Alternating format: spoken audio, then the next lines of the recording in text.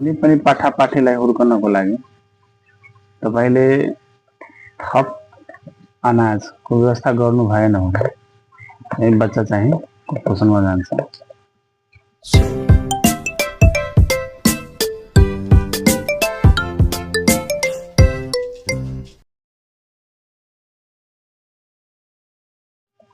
र आजको भिडियो हेर्नु होला अनि फेरि 1 महिनापछि भिडियो देखाउँछु। तपाईको अनाजमा के दिन सक्नुहुन्छ भनेर हेर्नुहुन्छ। दालको टुक्रा छ, मकैको छ, त्यसैपछि गहुमको छ अनि आदि इत्यादिहरू पनि दिन मिल्छ। त्यस्तै त्यसको साथसाथै के दिन मिल्छ त? त्यसको साथसाथै तपाईले के गर्नु कि नुनको व्यवस्था गर्नुपर्छ। किनभने धेरै यसले अन्नहरू खायो भने नि अब पेट फुल्ने समस्या, पेट दुख्ने समस्या पनि हुन सक्छ।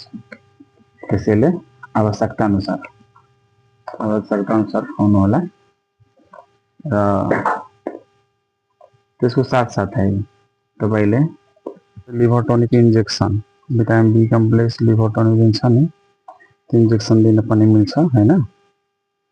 र यसले के गर्छ कि खास गरेर जुन तपाईको पाठापाठीहरू छ त्यसको के हुन्छ कि शारीरिक जति पनि कमजोरीहरू हुन्छ नि त्यो सबै चाहिँ यसले रिकभर गर्छ।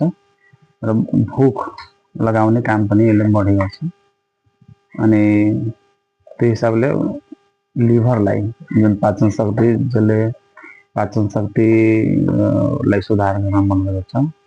यसमा लिभर टनिकको भी मात्रा भएकोले खास गरेर यसलाई यो दिन्छ अनि एकदमै राम्रो काम गर्छ। यो सबै दिन लगाउनु पर्दैन। यो महिनामा 1-2 चोटि लगाइदिनु भयो भने चाहिँ यसले पिकअप गर्छ। ग्रोथ पनि एकदमै राम्रो हुन्छ।